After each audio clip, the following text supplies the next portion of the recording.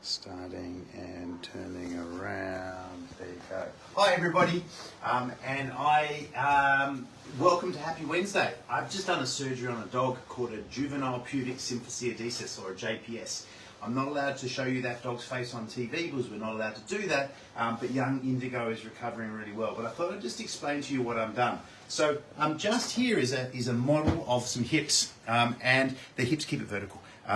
Keep it like that. The model of the hips show, on this particular model, we've got a normal hip joint here where the ball and the socket, I often refer to the ball and the socket, the hip joint as a ball and socket joint, right? The ball fits into the socket really nicely and it moves. On this particular model, we've got some hip dysplasia on the other side, right? So this is an indicator of what actually happens when dogs get arthritis. Now, this little puppy that I've just done surgery on in the consult room, I was able to do this to the dog. So if you watch what's happening here, this hip joint, the ball is sliding out of the socket. And as you can imagine, if this continues to happen all the time, you end up with rubbing of the bone on the bone, and we end up with something like this, which is degenerative osteoarthritis.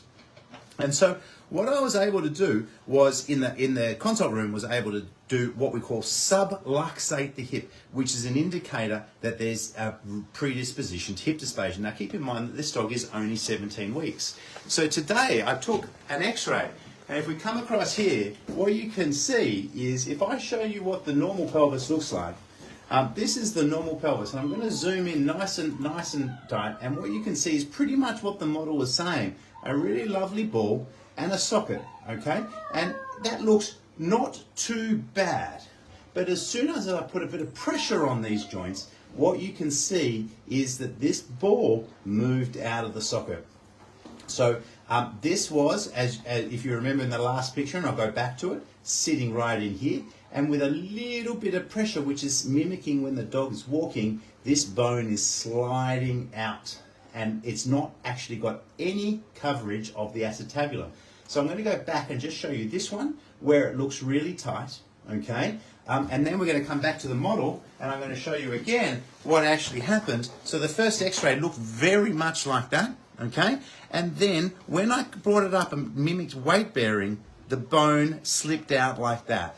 And what you can actually then see is that there's no coverage at all from the top of the pelvis into the bone, and the result is that the dog will develop something like this. And my job is to try and prevent hip dysplasia. So my job and everything that we do here at Vet HQ is preventative health.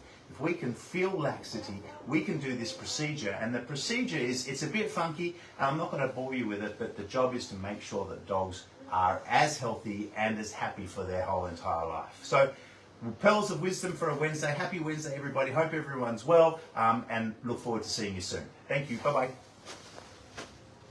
Beautiful. Well done.